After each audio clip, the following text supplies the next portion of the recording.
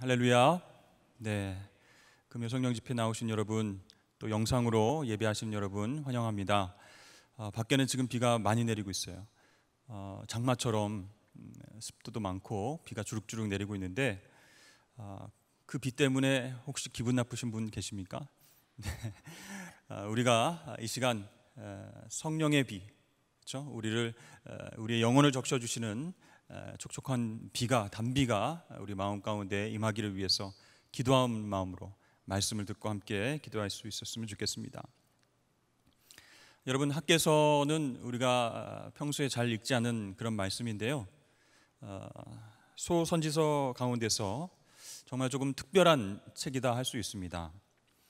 배경은 여러분 잘 아시다시피 바벨론 포로에서 70년 동안 고생했던 이스라엘 백성들이 이제 1차, 2차, 3차로 예루살렘으로 돌아오게 됩니다. 그렇게 돌아와서 정말 그들의 원대로, 그들의 어떤 비전대로 성전을 건축하고 거기서 하나님 예배하고 그런 신앙 공동체를 이룰 줄 알았는데 그게 말처럼 쉽지 않았습니다.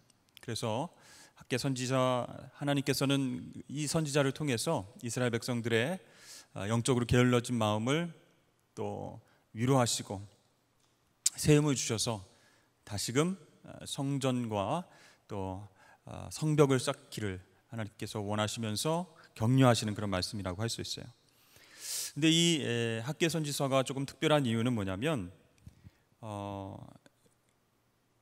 그 하나님의 메시지가 학개 선지자를 통해서 선포될 때에 구체적인 어떤 때가 기록되어 있다라는 것입니다. 각 메시지마다 예언하시는 날짜가 기록되어 있는 것이에요. 그래서 학개서는 1장 또 2장 또 2장의 한 세 부분 정도 합쳐가지고 모두 4개의 메시지로 나눌 수 있는데 각 메시지마다 하나님께서 예언하신 그 날짜가 기록되어 있다는 거죠. 여러분, 이것은 무엇을 뜻하는 것일까요? 이것은 이 말씀을 듣는 당신의 백성에게 분명한 목적을 가지고 하나님께서 지속적으로 말씀하셨다라는 거예요. 몇 월 며칠 학개 선지자를 통해서 이렇게 말씀하셨다, 몇 월 며칠 하나님께서 이렇게 말씀하셨다라는 것은 아주 뚜렷한 목적을 가지고 이 말씀을 받아라, 그리고 내가 어떤 그 목적을 이루기 위해서 일하고 있다라는 것을 가르쳐 주시는 그런 특별한 본문이라고 할 수가 있어요. 특별한 상황에 있는 이 이스라엘 백성들에게 어떤 특별한 목적을 가지고 하나님께서 계속 말씀을 주시면서 하나님이 원하시는 열매를 향해서, 결과를 향해서 계속 나아가고 있다는 것이죠. 우리는 이 학개의 말씀을 통해서 두 가지 하나님의 마음을 알 수가 있습니다. 첫 번째는 하나님께서 더 이상 너희들을 그냥 놔두지 않겠다, 방치하지 않겠다라고 말씀하시는 것이죠.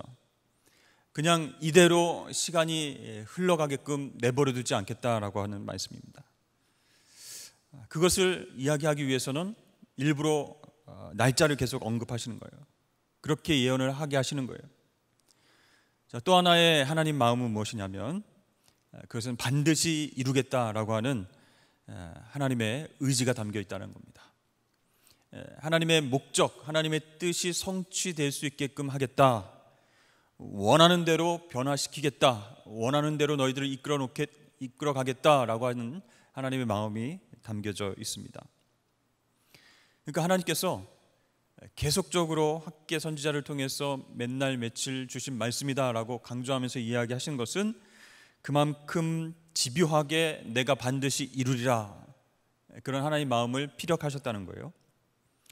그렇다면 당시 상황이 어떠했길래 하나님께서 이렇게 집요하게, 어떻게 보면 강력한 메시지를 주시는 것인가?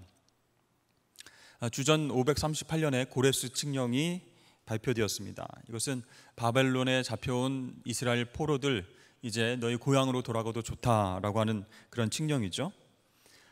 이러한 그 고레스 왕의 칙령은 이스라엘 백성들에게는 정말 엄청난 소식이었습니다. 매번 꿈꾸던 일이었고 또 돌아가지 못하는 그 고향 땅 예루살렘을 향해서 울면서 기도하고 강가에서 모여서 하나님 앞에 예배했던 그런 사람들이죠. 그런데 이제 70년이 지나고 때가 차니까 고레스 왕이 돌아가도 좋다라는 칙령을 내렸습니다. 자, 이들이 이제는 자유롭게 고향으로 돌아가서 하나님께 예배드리면서 신앙생활할 수 있게 되었죠. 그리고 이제 성전 건축의 길도 열리게 됐습니다. 다 회파돼서 정말 하나님의 임재가 떠났다라고 생각한 그들의 마음 가운데 정말 상처와 아픔을 줬던 그 예루살렘 가운데 성전을 다시 건축할 수 있는 길이 활짝 열리게 된 겁니다. 자, 이렇게 고레스 칙령이 발표된 그 다음 해 주전 537년에 스룹바벨이라고 하는 지도자를 통해서 1차의 포로가 귀환을 하게 됩니다. 그리고 그 다음 해인 주전 536년에 드디어 성전의 지대, 기초를 놓게 되는 것이죠. 그 당시 감격이 너무너무 커서 예루살렘으로 돌아온 것도 너무 감격적인데, 돌아와서 성전을 짓기 위해서 지대를 마련하는 그러한 상황들을 바라보면서 이스라엘 백성들이 감격해서 웃다가 울다가 막 그렇게 합니다. 우리 에스라 3장 10절에서 13절 말씀 한번 보여주시죠. 제가 읽겠습니다. 건축자가 여호와의 성전의 기초를 놓을 때에 제사장들은 예복을 입고 나팔을 들고 아삽 자손 레위 사람들은 제금을 들고 서서 이스라엘 왕 다윗의 규례대로 여호와를 찬송하되 찬양으로 화답하며 여호와께 감사하여 이르되 주는 지극히 선하심으로 그의 인자하심이 이스라엘에게 영원하시도다 하니 모든 백성이 여호와의 성전 기초가 놓임을 보고 여호와를 찬송하며 큰 소리로 즐거이 부르며 제사장들과 레위 사람들과 나이 많은 족장들은 첫 성전을 보았으므로 이제 이 성전의 기초가 놓임을 보고 대성통곡하였으나 여러 사람은 기쁨으로 크게 함성을 지르니 백성이 크게 외치는 소리가 멀리 들리므로 즐거이 부르는 소리와 통곡하는 소리를 백성들이 분간하지 못하였더라. 그러니까 온 예루살렘에 모였던 이제 복귀한 포로에서 귀환한 이스라엘 백성들이 막 대성통곡하고 또 기뻐서 웃으면서 환호성과 찬양을 하나님 앞에 드리면서 정말 감격 속에서 성전 지대를 놓았던 것이죠. 그런데요, 그 이후에 이제 문제가 생겼습니다. 이 성전 건축이 마음대로 되지 않았습니다. 굉장히 어려웠던 것이죠. 여러 가지 이제 힘든 상황들도 있었지만 특별하게 영적인 방해가 있었어요. 굉장히 심했습니다.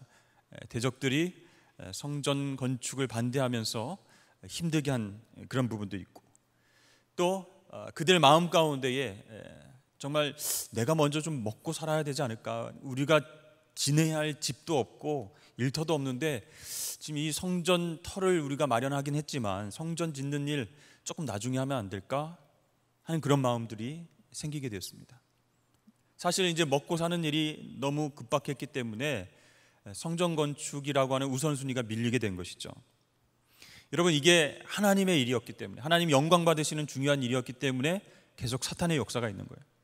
그리고 이스라엘 백성들 마음 가운데도 기쁨과 감격으로 처음에는 환호하고 울면서 대성통곡하면서 드디어 하나님의 성전을 우리가 짓게 되는구나 했지만 조금씩 그들의 마음이 차가워지기 시작했습니다. 자, 오랜 시간 동안에 이렇게 외적으로 내적으로 방해가 있으면서 이 성전 건축은 계속 미뤄지게 됐죠. 그러면서 사람들은 어떻게 됐을까요? 지치게 되는 거예요. 이거 이래가지고는 1년 안에 또 시작을 못 하겠는걸, 이런 식으로 마음이 들게 됐죠. 그러면서 성전 건축에 대한 열기가 누구 할 것 없이 지도자들 뿐만 아니라 백성들도 점점 열기가 식어가게 됐어요. 그래서 사실은 예루살렘에 돌아오는데 아무것도 없지 않습니까? 다 폐허가 된 상태인데 먹고 살 것을 일단은 우리가 좀 챙겨야 되겠다. 그래서 이제 성전 건축에 대한 마음 우선순위는 자꾸만 이제 계속 밀려나게 된 것이죠. 결국 이 공사는 중단되게 되었고요. 주전 536년에 성전의 지대를 놓았는데 학개 선지자의 메시지가 주전 520년에 선포됐으니까 시간이 16년이나 흘러간 거예요. 자, 이런 배경에서 성전 건축에 대한 불씨가 완전히 꺼져버린 것 같은 상황 속에서 정말 하나님께 예배하고 감격 속에서 하나님에 대한 사랑의 마음으로 뜨겁게 하나 되어서 신앙 공동체를 이루며 살자라고 하는 마음들이 다 흐지부지 되면서 그렇게 살아가고 있을 때쯤에 하나님께서 학계 선지자를 통해서 메시지를 주시는 겁니다. 몇 월 며칠, 몇 년 몇 월 며칠 학계 선지자를 통해서 선포하시고, 그 다음에 몇 년 몇 월 며칠, 이렇게 4번이나 강력하게 하나님께서 말씀하셨어요. 그 이유가 뭘까요? 더 이상 내가 미루지 않겠다. 더 이상 방치할 수 없다. 반드시 내가 내 뜻과 목적을 이루기 위해서 너희들을 사용하여 일하겠다. 그런 아주 강력한 메시지를 주신 거예요. 그런데요, 이런 특별한 상황, 어렵고 힘든 상황 속에서 학개서의 말씀을 보면 우리가 조금 충격을 받을 수도 있어요. 또 많은 사람들이 학개서의 말씀을 좀 잘못된 방향으로 해석하고 적용할 수도 있다는 것이죠. 첫 번째는 이 학개서의 말씀을 교회 건축에 적용하면서 해석하는 경우가 그런 경우입니다. 물론 이 상황이 성전을 건축하는 그런 상황이기 때문에 교회 건축과 아주 관련이 없는 것은 아니죠. 직접적으로 다른 말씀들보다 성전, 하나님 앞에 예배드리는 성전을 건축하는 게 중요하다, 이런 말씀일 수 있어요. 그러나 하나님께서 학계 선지자를 통해서 주신 이 말씀은 교회 건축이라는 건물을 다시 증축시키고 크게 만들고 거기서 모여서 예배해야 된다라는 것을 강조해서 하시는 하나님 말씀이 아니라는 것이죠. 한마디로 말해서 건축에 대한 지침서가 아니라 회복시키시는 하나님의 말씀이다라는 거예요. 그게 본질적인 학개서의 메시지라고 할 수가 있습니다. 그래서요, 성경에 나오는, 학개서에 나오는 이 성전 건축을 우리가 말씀을 읽으면서 오늘날 예배당을 건축하는 것과 똑같은 수준으로 받아들여서는 안 된다는 거예요. 그래서 한국 교회들이 이제 건축 헌금을 냅시다, 그리고 우리가 건축 조감들을 보고 이렇게 건축을 하기로 했으니 여러분 기도하면서 하나님의 성전이 지어지는 것을 응원하고 또 마음을 하나가 되어서 그렇게 놀라운 비전을 이뤄갑시다 라고 이제 메시지를 선포하시면서 학계 말씀을 이제 하시거든요. 그런데 그 정도의 수준으로 우리가 이 말씀을 받아서는 안 된다는 거예요. 이 학개서에 나오는 성전은요, 일반적인 건물을 짓자 그런 얘기가 아니에요. 지금 무너져 있는 이스라엘 백성들의 신앙을 지금 회복시키자, 그런 차원의 하나님의 메시지라는 거예요. 그러니까 신앙 회복의 상징과도 같은 성전을 지금 건축해야 된다라고 하는 것이지, 요즘 시대에 건물을 짓기 위해서 우리가 바로 끌어다 쓰는, 적용하고 해석하는 그런 말씀이 아니라는 거예요. 그렇기 때문에 이 학개서에 나오는 성전을 건축한다는 것은 신앙을 다시 회복시키는 것이고 또 하나님 중심의 공동체를 세운다는 그런 영적인 의미인 것이에요. 자, 그렇다면 이 학개 선지자의 그 메시지를 통해서 우리가 어떻게 하면 좀 올바로 해석하고 적용할 수 있을까? 바로 이 말씀을요, 오늘날 우리 삶 가운데 적용하려고 하면 영적인 침체기에 빠진 하나님의 백성들에게 주시는 메시지로 받아야 된다는 거예요. 한때는 은혜 가운데 살았지만, 한때는 하나님께 예배드리는 것을 기쁨과 감격으로 받아들이며 그렇게 살았지만, 한때는 뜨거운 어떤 열정과 부흥의 순간을 맛봤지만 지금은 아무것도 하지 않고 있다면 이것은 너무나 무서운 일이 아닐 수가 없어요. 여러분, 우리의 신앙은요, 과거형으로 말할 수 있는 것 아닙니다. 그렇죠? 신앙은 언제나 현재여야 된다는 거예요. 코로나 상황 때문에 이제 다 백신으로 인해서 집단 면역이 되어지고 또 우리가 예배드리는 것, 현장 예배가 전체적으로 대면 예배가 되면 그때 내가 예배를 드리고 그때 내가 신앙을 회복하겠다라고 생각하고 요즘 아무것도 안 하고 있다면, 예배도 안 드리고 기도도 안 하고 말씀도 안 읽고 있다면 이것은 영적 침체에 빠졌다는 것이죠. 여러분, 그것은요, 신앙의 모습은 있지만 신앙의 능력 없이 살아가는 그런 이스라엘과도 같은 모습이라 할 수 있어요. 그래서 학개서의 말씀을 통해서 보면 성전 건축을 중단하고 하나님 앞에 예배하는 것을 멈추고 내가 살아갈 길을 개척하고 그렇게 살아가는 그 이스라엘 백성들과 영적으로 닮아 있다라는 것이죠. 그래서 학개 선지자는 이 사람들을 향해서 하나님 메시지를 선포합니다. 하나님은 어떻게 말씀하셨어요? 더 이상 그냥 두지 않겠다, 그냥 방치하진 않겠다, 이렇게 말씀하시는 거죠. 그리고 이 학개의 말씀을 잘못 해석하는 두 번째 어떤 경우는 무엇이냐면 이스라엘 백성들에 대한 하나님의 책망과 비난, 그런 말씀으로 받아들인다는 거예요. 그래서 조심해야 된다. 우리 교회가 성전 건축을 해야 되는데 참여하지 않고 건축 헌금 내지 않고 하나 되지 않고 기도하지 않고 참여하지 않으면 하나님께서 책망하시고 비난하신다 라는 말씀으로 끌었을 때가 종종 있다는 거예요. 이게 잘못된 경우예요. 여러분, 1장 4절에서 6절까지 말씀 한번 보여주시죠. 이 성전이 황폐하였거늘 너희가 이때 판벽한 집, 편안한 집이란 뜻이에요. 거기에 거주하는 것이 옳으냐? 그러므로 이제 만군의 여호와가 이같이 말하노니 너희는 너희의 행위를 살필지니라. 너희가 많이 뿌릴지라도 수확이 적으며 먹을지라도 배부르지 못하며 마실지라도 흡족하지 못하며 입어도 따뜻하지 못하며 일꾼이 삭슬 받아도 그것을 구멍 뚫어진 전대에 넣음이 되느니라. 성전 건축 참여하지 않으면 어떻게 해요?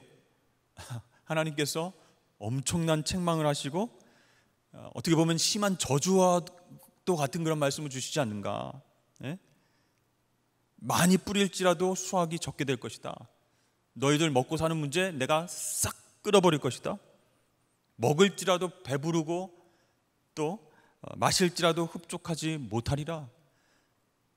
그래서 성전 건축에 다시 참여하지 않으면 하나님께서 화가 나셔서 비난하시고 죄책감을 불러일으키시고 이런 엄청난 심판을 주시는구나. 어이구 무서워라. 순종해야 되겠다. 그게 아니라는 거예요. 여러분, 하나님께서는 어떤 경우에도 죄책감이나 저주와 협박을 통해서 우리의 헌신을 이끌어내시는 분이 아니시라는 거예요. 만일 그렇다면 그 영혼은요 결코 죽어버리고 말 것이에요. 여러분, 근데 이 상황이 어떤 상황이에요? 영적 침체기에 빠져 있는 상황. 이스라엘 백성들이 영적으로 쭉 늘어져 있어서 성전을 건축하고 하나님 중심으로 신앙 공동체를 이루고 예배드리고 회복하자, 막 이런 열정이 싹 사그려져 있는 그런 상황인데 하나님께서 학개 선지자를 통해서 비난하고 책망하시고 저주하고 먹을 것 싹 내가 잘라버릴 거다, 이렇게 말씀하시겠습니까? 두렵게 해가지고 너희들 헌신하지 않으면, 성전 건축 참여하지 않으면 심판받을 거야, 이런 하나님이 아니시라는 거예요. 그렇다면 여러분, 올바른 해석과 적용은 무엇일까요? 이 메시지는요 하나님께서 이스라엘 백성들을 살리시는 메시지라는 거예요. 회복시키시는 말씀이라는 거예요. 왜냐하면 이 하나님 말씀에 대한 사람들의 반응을 보면 알 수 있어요. 이스라엘 백성들은 그 학개 선지자가 전한 하나님의 메시지를 듣고 절망하지 않았습니다. 분노하거나 영적으로 다운되거나 낙심하지 않았어요. 오히려 그 말씀을 들으면서 하나님께서 원하시는 반응을 보이고 있습니다. 이것이 오늘 본문의 가장 중요한 메시지라고 할 수 있어요. 우리 14절 말씀 보여주시죠. 우리 14절 말씀 함께 한 목소리로 함께 읽어보겠습니다. 시작. 여호와께서 스알디엘의 아들 유다 총독 스룹바벨의 마음과 여호사닥 아들 대제사장 여호수아의 마음과 남은 모든 백성의 마음을 감동시키심에 그들이 와서 만군의 여호와 그들의 하나님의 전 공사를 하였으니. 아멘. 여러분, 이 말씀에서 가장 중요한 단어는 무엇일까요? 감동이라는 단어예요. 그러니까 비난과 책망과 심판이 아니라 그 하나님 말씀을 듣고 백성들이 감동을 받았다라는 겁니다. 그 말씀을 통해서 이스라엘 백성들이 무너지고 어떡하냐 좌절하고 낙담한 것이 아니라 감동했다라는 거예요. 여러분, 이것이 하나님 말씀에 대한 정확한 하나님 백성들의 반응이어야 할 줄로 믿습니다. 하나님의 역사가 우리 가운데 있다면, 그래서 그 말씀과 역사하심에 의해서 우리가 반응하게 된다면 그것은 반드시 감동이어야 된다는 거예요. 그래야 우리는 바른 신앙으로 나아갈 수 있게 되는 것이죠. 여러분, 우리는 하나님 앞에서 두려워하거나 떨거나 이제 나는 책망받았으니 심판받았으니 곧 죽겠다 이런 마음이 아니라 하나님 앞에서 감동해야 되는 거예요. 말씀을 들을 때도, 기도를 할 때도, 찬양을 할 때도 감동이 있어야 됩니다. 그냥 뻣뻣하게 앉아서 박수는 치고 있는데 우리의 생각과 마음은 딴 데가 있고 전혀 하나님의 영이 우리 가운데 역사하시지 못하도록 철저하게 나를 방어하고 있는 그런 모습이 되어서는 안 된다는 거예요. 특별히 우리 기도할 때 그렇습니다. 여러분, 기도 응답의 진짜는 하나님 감동 주시는 거예요. 정말 이런 상황이 펼쳐질 줄 몰랐는데 하나님께서 기도할 때 감동을 주셔서 우리 이웃을 생각하게 하시고 우리 지체를 생각하게 하시고 그 사람을 위해서 기도할 수 있게끔 하셔서 그 기도를 통해서 역사하시는 거예요. 하나님의 감동이 올 때 그게 진짜 기도의 응답이라는 겁니다. 그래서 우리가 기도할 때 우리 마음 가운데 하나님의 부어주시는 감동이 없으면 그건 진짜 기도가 될 수 없다는 것이죠. 하나님의 영이 내 가운데서, 우리 가운데서 역사하고 있기 때문에 특별히 우리가 간절한 마음으로 하나님 앞에 기도할 때 하나님의 영이 우리를 감동시키시는 거예요. 그래서 우리의 지각과 우리의 지혜를 뛰어넘는 평안도 주시고 또 생각지도 못했던 방법으로 하나님께서 돕는 사람을 붙여주시고 그렇게 해서 하나님의 역사를 이뤄가시는 거예요. 자, 그렇다면 여러분, 학개서에서 말씀하고 있는 감동이란 무엇일까요? 이 학개서의 감동을 다른 단어로 바꾸면 거룩한 도전이다, 그렇게 말할 수 있을 것 같습니다. 감동받고 그냥 너무 좋다, 이런 은혜가 있네, 그게 아니라 도전을 받는 거예요. 하나님을 위해서 일을 해야겠다라고 하는 그런 어떤 거룩한 도전 받는 거예요. 어떤 사람들은요, 성령께서 감동 주셨다 그러면은 막 못 보던 것이 막 눈에 보이고 초자연적인 그런 사건과 기적만 생각하는데 그게 아닙니다.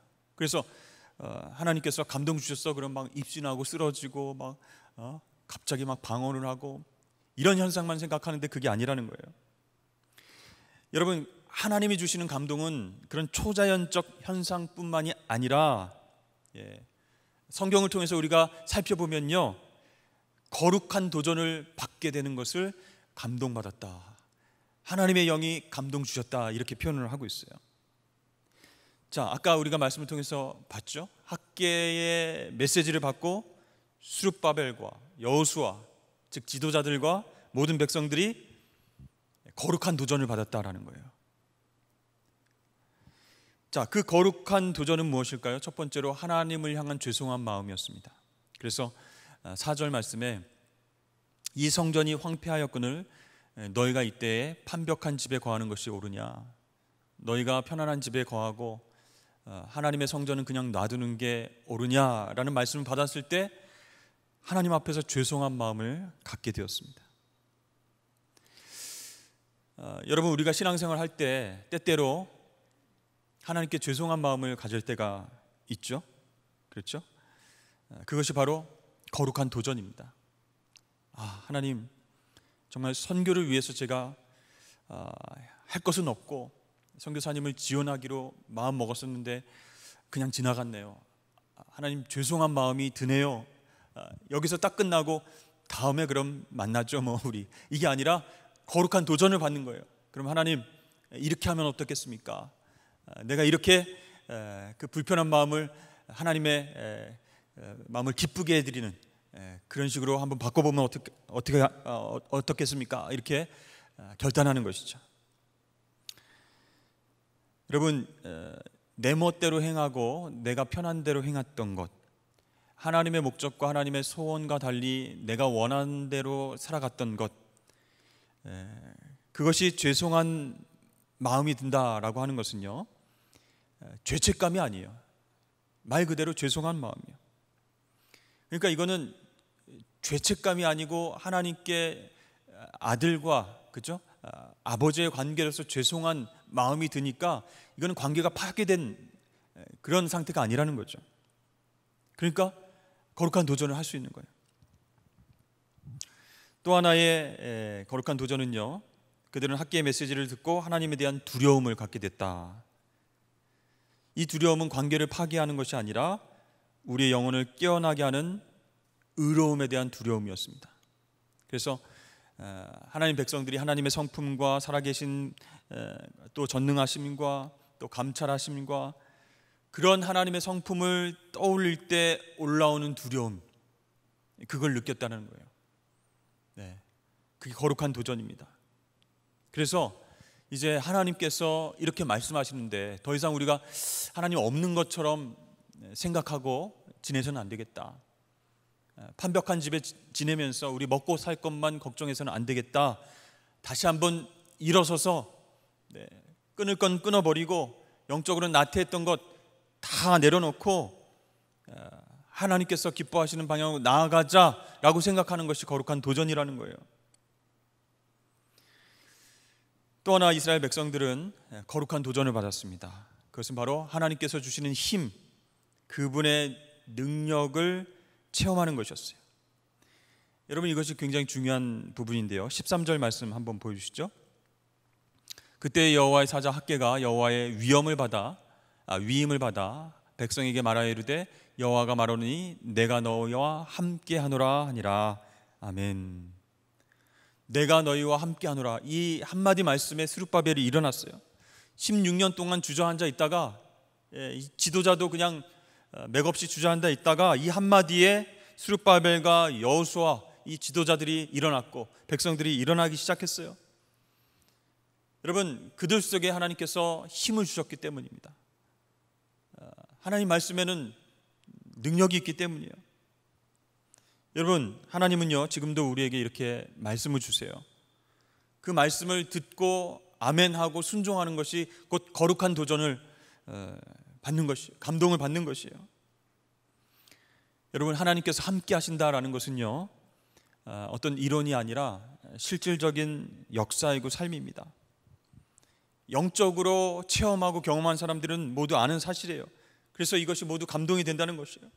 힘들고 두렵고 미래가 어떻게 될지 모르는 그런 상황 속에서 주저앉아 있었던 그런 삶 속에서, 영적으로 침체되어 있던 삶 속에서 하나님이 나와 함께 하신다라고 하는 그 말씀에 감동을 받는 것, 그래서 거룩한 도전을 받는 것, 이것이 바로 우리가 회복해야 할 진짜 신앙의 모습인 줄로 믿습니다. 여러분, 신앙생활 할 때 가장 중요한 것이 뭐예요? 힘이 있어야지 계속 신앙생활을 해나갈 수 있는 거예요.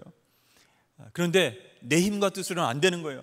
하늘의 능력을 받아야 되는 거예요.